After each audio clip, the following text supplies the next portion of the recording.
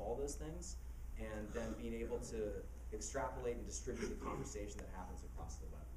And I think too, I just an example from Social Media 411 is that I can guarantee you that if Steve Case from AOL, or formerly of AOL, or the business section editor from the New York Times who occasionally retweet my stuff, there is no appreciable lift in the content that I pass along from those people than there is from any average person on the list. And I think the lesson is that if you're talking and thinking about using influence or being influential, look at the people who are influential in the parts of the graph that you're operating in. I think that's much more important. Becoming friends with them is extremely important. Right now, I mean, here's a great example. We had a client come to us and they said, hey, we're looking at getting information. We want to find influence around Saudi oil. And I was like, Saudi oil? That's not even on Twitter. and lo and behold, there is magazines called Oil Drum, and there is, we cracked open and found so much. I was shocked that there was, there's the TED, which is in Saudi Arabia, and all of this expansion of individuals interacting around that content, we were able to bring it to the surface. And they found literally about 25 people that they didn't even know existed that were actually creating content that were executives in this vertical. And so I think that's, that was the tip of the iceberg for me when I saw it. So that was just like, this is not going to work. There's nobody out there. These people are not doing this here. And in fact, there was a ad hoc community that had yet to be pulled together. We even call it, we're like bringing a lot of uranium together. It's like you have these disparate communities not really interacting, but once you bring them together, that's an opportunity to start owning that content space, because if you're able to bring them together and unify them, then by default you could be perceived as an influencer for that vertical.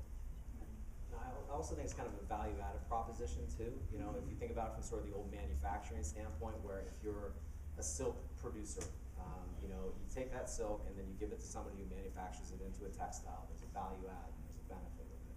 That textile is taken to somebody that creates it into a garment, and there's a value add. And if it's a, if it's a great brand, a great fashion brand, then there's more value that can be extracted from it. So this sort of pass-along communication is the thing that I guess I have the most problem with. If there's something added to it, then I think that's where we can extract the value.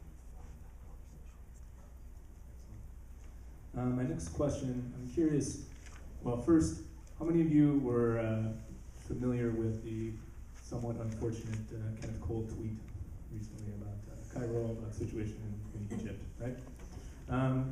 For those of you who didn't see it, Kenneth Cole, the man, made a tweet that said, referred to what was going on in Cairo, and then said they must have seen that the spring fashion collection came out, something along those lines. So he certainly did not use a current event in a great way, but the idea of using current events is definitely something that carries some influence.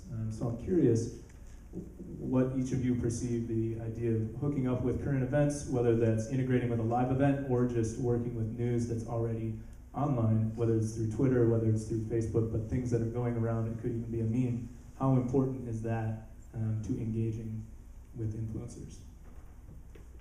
Well, hugely important. I mean, Saturday Night Live's been doing it for 30 years. I mean, Sure. we can all rattle off, catchphrase after catchphrase after catchphrase. So as you apply that to social media, I would argue that the tweet might have been in bad taste, but I would not necessarily argue that it was a failure. We're all talking about right now. Yeah. So, and Kenneth Cole, if anybody knows that brand, has done that for decades. He's always been on the edge in what he says. That brand is always about being on the edge. It's about making people think. It's about making people question. So, unfortunate, not unfortunate. I mean, we are pretty politically correct these days, to the point where I don't even know what kind of toilet paper I'm supposed to buy. So I kind of would say, who cares? We're talking about. Right, to your point, I think my general proposition, which I would call, this is just another version, I would call this hashtag jacking, right? You're basically jacking the traffic by trying to get on the meme for people who are searching. So in general, I think it's cheap, it's disingenuous, and at the end of the day, people will despise you for it in general. However, if it is part of, if the message that you're giving is consistent with your overall messaging over time and the personality of the brand that you are engaging, then I think it's totally effective because you're reinforcing it then. Like, people won't look at it as cheap and tawdry, they'll go, oh yeah, that's what you do, I think it's cool. So, well, I think like in Iraq, I think if you throw a shoe at someone, if he was to send a bunch of shoes, then it. right, so, but you know, that would have been a way for him to. I sent a bunch of shoes to throw at you, Mark. Excellent. The throwing shoes, for the record, not a way to engage influencers. That's not endorsed. So I know one of the things that I want people to sort of walk out of here with is some perspective on how they can engage influencers in the space that they're in. So I'd like to just hear what each of you have had success with and what you would recommend as a way for someone to approach engaging an influencer in a campaign they're doing or in their space. Well, I'm going to talk about it in terms of social media 411 and some of the things that I've learned over about 3 years. Number one, all I do is curate other people's content. So I'm not creating anything new, right? And I know this. But people over time responded so well to whatever I appended the tweet with that after a while, if I didn't put in my 2 cents, people would tweet me and ask me, okay, well, I get this article, what do you think about it? And I think the important takeaway here is that there is always a market for your voice. To the extent that you can add, again, back to Brian? Yeah. Brian's statement about adding some value, I'm kind of building a brand and establishing some influence by taking a stand on something, right? So if your idea is I'm gonna be influential by curating stuff, guess what? The curation game is like 95% over. Like, the way that you can stand out is by giving yourself a voice that people can recognize. Yeah, I think at least from my experience, you know, you've got to incentivize, and there is always this, what's in it for me? I mean, you know, some of these influencers that are up on their top game, you know, for you to try to get their attention, everyone's trying to get their attention. So, you know, don't be a groupie, especially in this space. I found that if you can find the second or third tier type influencer and get them around a topic with you, because they're all trying to get, you know, airtime as well. They're more going to be much more receptive to communicate with you when you send, you know, a tweet or an ad or an email to them, and engage them on, you know, potentially, if you're doing a blog, a really cool thing is to create content and say, hey, would you be cool if would you reblog this? And that's helping them. So if you're actually creating and bringing together content, that's a very advanced way where you can actually be co-opted. Yeah, you know, I would just add to that. I mean, I think relevant incentives. Does anybody remember I-1? So, you know, I'm curious to see how this sort of thing plays out. I think there are going to be quite a few I-1s where it's basically, if you look at the ad unit or you click on the ad unit, you'll get credits which you can redeem for a free iPod, back when people cared about iPods. So I think the relevant incentive piece and giving something that's of value because of that conversation is really important, to your point. You know, and I also think one of the interesting things, and I talked about it with Jeff as well earlier, which is if you take the same content that you find on your destination page and you put it out into a distributed unit that can run inside, if it's food content, it runs with food content on those pages. The response rates are 4 times, 5 times, 6 times higher. So by taking that content, making it portable, and putting it into units where it can live closer to those higher response rates, we can generate greater value for the people who want to invest in it and give us money. So I think putting your content in places where it's relevant, which is no great, insight in a lot of ways, but it's very difficult with complexity and all these different types of voices to actually deliver it into a unit where it can run food content, runs against food content, and those response rates are 4 or 5 times higher. I sort of feel like if there was one influencer in this room, I would probably be more interested in all of you talking about what we're talking about here tonight than I would influencer. Anybody here who knows me knows that I am constantly talking about the power of relationship and referral. So I'm either going to go out and develop the relationship with the content or with the influencer, or I'm going to develop the relationship with all of you because you're all influencers as far as I'm concerned. And in my experience, how I've used it for my own businesses, because I'm a content creator for others and for myself, is I have tried to broker a larger conversation. So I am constantly out there, I'm constantly in people's ears. People are always talking about the things that I'm doing. Half of it I don't know why, because I think they've got nothing else to do. But I'm constantly out there. I'm on 32 social networks. And so I've created arguably a voice for myself.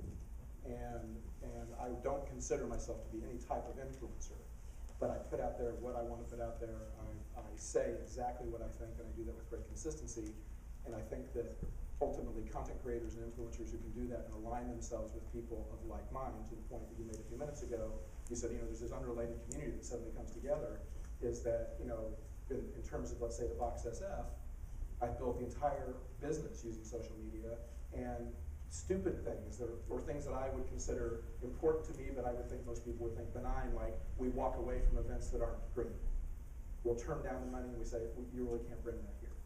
And then everybody's like, he turned down this event, this is a really cool deal, and like, why did they turn it down? And then everybody says, well, that's a green space, and you can't go there unless you're a green space. Oh, and then other people are like, well, I want to go there because it's a green space. And then that conversation starts. And I think that's the way you have to think. It all goes back to that relationship and the resonance that we were talking about earlier. Thanks. That actually leads into the last question that I wanted to ask, which is, what each of you, you're up here because you know influence, you have some influence. I'm curious, what is a way that someone has approached you that stands out in your mind to engage with you? That was either, yep, that's right on, or that's completely off base. Never approach someone to try to create a relationship that way. My wife, when I asked well, currently right now, where I'm focused on is influencing brands and publishers to buy my product. I mean, that's why I'm here. I mean, we're all trying to, we're trying to influence someone. I spend a lot of time with our blog, creating content in our space.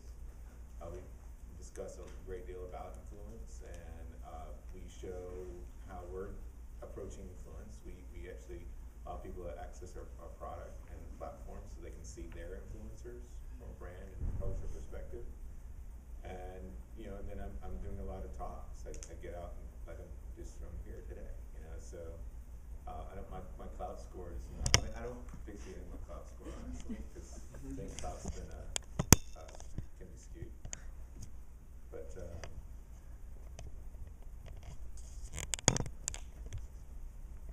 Excellent. Ryan stands on one side or the other.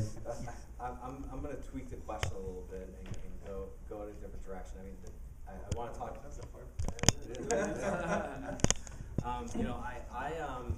My business being on the publisher side, I had a previous boss who told me, would like to say, I slave over the hot internet all day. The last thing I want to do when I go home is get on the computer again. So the business that I'm in is connecting people who live it and breathe it with people who want to invest in those audiences. The thing, if I wanted to put my finger on something that's really exciting for me, is sort of this issue of valuation.